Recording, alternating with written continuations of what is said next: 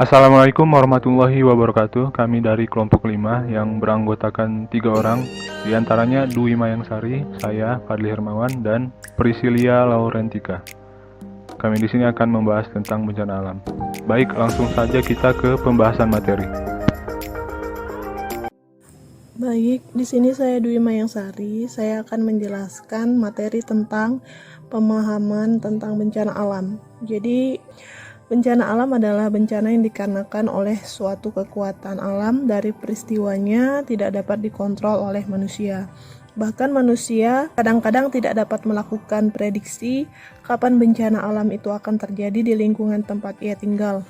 Kedatangan bencana alam sering tiba-tiba dan manusia tidak dapat melakukan pencegahan serta mengelak. Bencana alam yang terjadi sudah barang tentu akan berpengaruh pada kehidupan manusia. Berbagai jenis bencana alam yang sering melanda di Indonesia adalah yang pertama gempa bumi. Gempa bumi ini sering terjadi di Indonesia. Gempa bumi merupakan bencana yang unik karena besaran gempanya bervariasi. Gempa bumi yang merupakan suatu peristiwa bergetarnya bumi dan adanya pergerakan lempeng-lempeng tektonik. Energi yang dihasilkan dari pergerakan tersebut akan dipancarkan ke segala arah lempengan tersebut bertemu pada suatu sesar, maka dapat terjadi suatu gempa. Gempa bumi acap kali berlangsung dalam waktu yang singkat, tetapi akibat dari gempa bumi tersebut dapat merusak peristiwa yang kejadiannya tidak diduga oleh manusia. Dapat menimbulkan berbagai akibat psikologis seperti misalnya stres, kecemasan, perasaan sedih, dan sebagainya. Selanjutnya ada tsunami. Gempa bumi yang menyebabkan gelombang tsunami adalah dikarenakan adanya subduksi lempeng Indo-Australia ke bawah lempeng Eurasia. Benturan yang besar menghasilkan gempa yang besar pula, yaitu dengan besaran 9,3 skala Richter. Tsunami di Aceh tersebut adalah nomor 4 terbesar yang pernah terjadi sejak tahun 1900. Bencana alam tsunami akan merambat atau menyebar luas tergantung pada besaran gempanya. Bagaimanakah kemungkinan terjadi tsunami di suatu daerah? Maka perlu diperhatikan beberapa hal, yaitu yang pertama, besarnya skala gempa bumi yang terjadi di laut. Yang kedua, jarak dengan pusat gempa. Yang ketiga, kedalaman pusat gempa di laut apabila gempa bumi berkekuatan minimal sebesar 7 skala Richter dan kedalaman pusat gempa di bawah 30 km, maka daerah yang dekat pusat gempa di tepi pantai dapat diperkirakan akan terjadi tsunami. Dugaan terjadi tsunami tersebut adalah sebagai perkiraan bagi orang-orang yang berada di dekat pantai. Terjadinya gempa harus segera menyelamatkan diri. Saya akan melanjutkan materi yang sebelumnya dibahas oleh Mayang, yaitu tentang bencana alam yang sering melanda Indonesia. Yang ketiga, banjir dan longsor. Longsor terjadi kebanyakan disebabkan karena penebangan hutan, sehingga tanah tidak dapat menyerap dan menahan air hujan dengan baik. Faktor penyebab terjadinya longsor lebih banyak disebabkan oleh tingkah laku manusia. Selain penebangan hutan, penambangan pasir ataupun batu kapur, dan sebagainya, juga menyebabkan tanah-tanah di daerah penambangan menjadi berlubang dan rusak.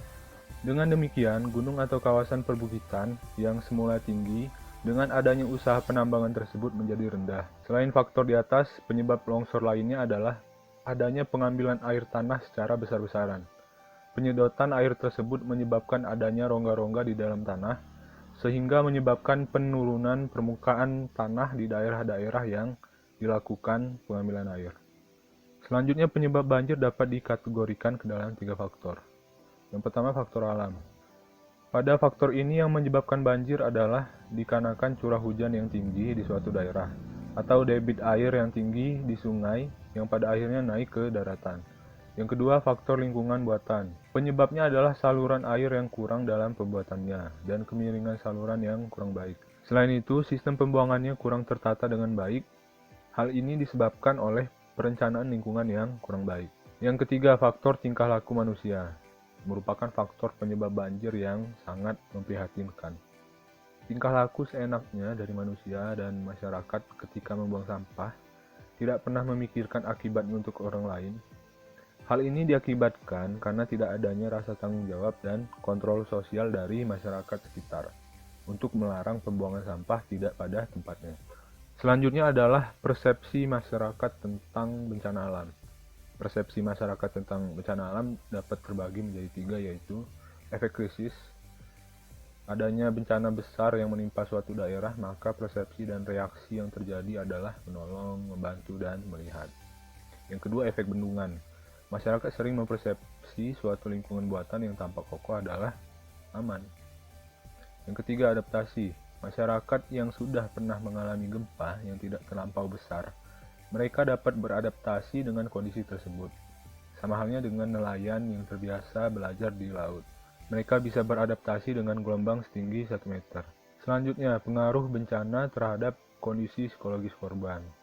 Kondisi psikologis korban bencana alam yang selamat pada umumnya akan mengalami stres. Rasa takut yang amat sangat dialami korban karena mereka merasa terancam jiwanya dari bencana. Apabila kondisi stres pada korban tidak segera diatasi, maka akan menjadi depresi dan mengarah pada gangguan psikologis. Selanjutnya, identifikasi kondisi psikologis pada korban bencana. Yang pertama, anak usia bawah 5 tahun atau prasekolah. Pada usia balita, tentu belum memahami apa yang telah terjadi dan menimpa dirinya. Namun, ia dapat merasakan sebagai sesuatu yang menyakitkan, menakutkan, mengagetkan, dan sebagainya. Reaksi yang akan dilakukan balita tersebut adalah menangis biasanya. Ciri-ciri fisik pada balita korban bencana adalah akan mengalami sulit makan, sakit perut, gangguan pencernaan, mual, muntah, terganggunya fungsi bicara, dan sulit tidur. Yang kedua, anak usia sekolah 6-12 tahun. Anak usia sekolah yang menjadi korban bencana biasanya akan terindikasi dengan menurunnya prestasi di sekolah. Masalah psikologis yang dirasakan berat seperti stres. Anak tersebut akan mengalami gangguan konsentrasi. Hal ini disebabkan karena secara emosi, dia belum dapat mengendalikan dengan baik, sehingga ia mudah marah, bahkan dapat bersikap agresif. Kondisi psikologis yang menekan juga akan mempengaruhi perkembangan self-esteem pada anak, sehingga ia mudah malu. Anak-anak tersebut akan merasa kurang beruntung. Gejala fisik pada anak usia sekolah, korban bencana adalah hilangnya nafsu makan, sulit tidur, sering mimpi buruk, sering mengeluh pusing, sakit perut, sehingga daya tahan tubuh menurun dan pada akhirnya anak tersebut rentan terkena penyakit. Saya akan melanjutkan materi yang sebelumnya dibahas oleh Fadli, yaitu tentang identifikasi kondisi psikologis pada korban bencana. Selanjutnya yaitu ada remaja korban bencana dengan usia 12-21 tahun. Pada remaja korban yang mengalami masalah psikologis, dalam bidang pendidikan menunjukkan adanya penurunan prestasi di sekolah. Hal ini dimungkinkan oleh permasalahan terkait dengan bencana, sehingga menjadikan ia mengalami stres. Fase remaja yang ditandai dengan emosi yang bergejolak, dengan adanya bencana yang menimpa dirinya, stabilitas pada emosi semakin kurang baik. Ketika malam hari, remaja korban bencana dengan masalah psikologis akan merasakan sulit tidur dan sering melamun. Demikian, apabila prestasi remaja korban di sekolah menurun, maka diperlukan penanganan psikologis dari psikolog. Permasalahan psikologis berat yang dialami oleh remaja korban bencana akan berakibat pada menurunnya selera makan, sehingga daya tahan tubuh dapat menurun. Demikian, ia akan rentan terhadap penyakit.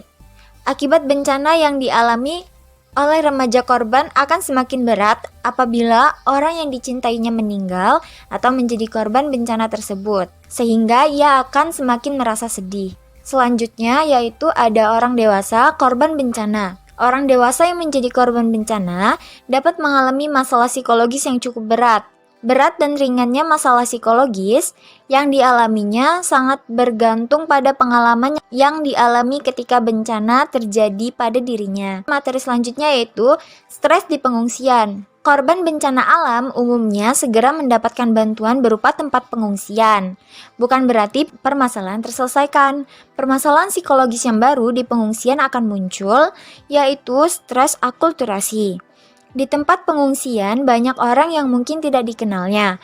Korban bencana alam yang tidak terbiasa bergaul dengan orang lain selain orang yang dikenalnya, maka kehidupan berinteraksi di tenda tersebut atau di tempat pengungsian tersebut dapat menjadi stres tersendiri. Seringkali, Pihak penolong tidak memperhatikan permasalahan psikologis dan hanya beranggapan apabila korban telah mendapatkan tempat pengungsian, bantuan kesehatan, dan makanan sudah dianggap selesai. Selanjutnya, ada manajemen penanggulangan bencana pada setiap tahap.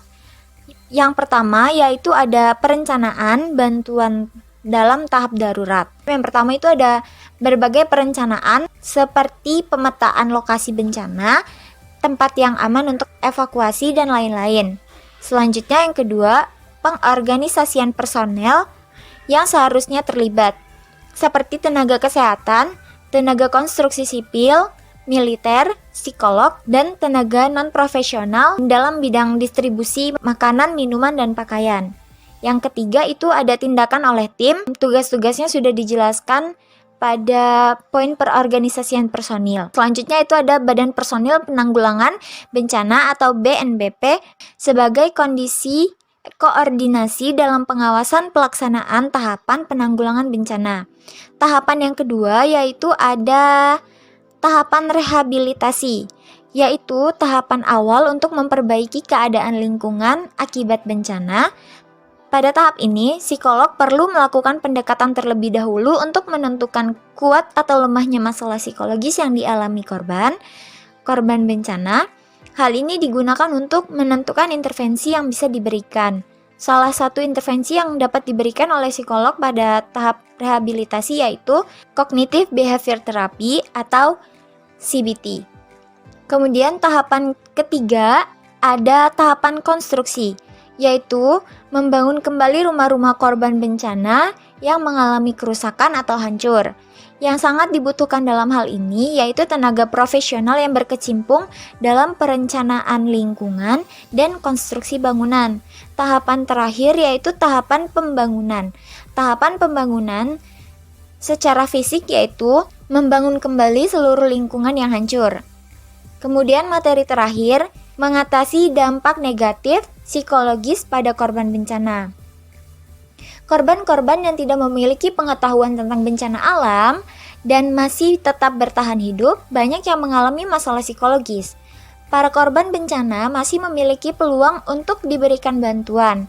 Hal ini berarti bahwa dengan memberikan bantuan mengenai pengetahuan tentang bencana dan dilatih secara psikologis akan dapat mengurangi dampak negatif psikologis pada korban.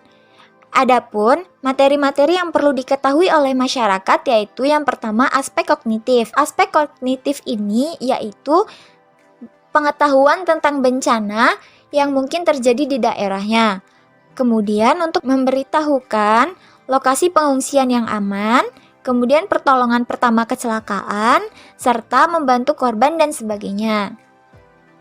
Aspek yang kedua yaitu ada aspek adektif, yaitu meliputi cara saling berbagi perasaan akibat bencana, kemampuan untuk mengendalikan diri, sabar, mengembangkan perasaan positif, dan kemauan untuk bangkit dari masalah bencana. Kemudian aspek yang ketiga yaitu ada aspek konatif atau tingkah laku. Keterampilan berinteraksi, kerjasama, saling membantu, membangun kekompakan, dan saling memberikan dukungan antar korban.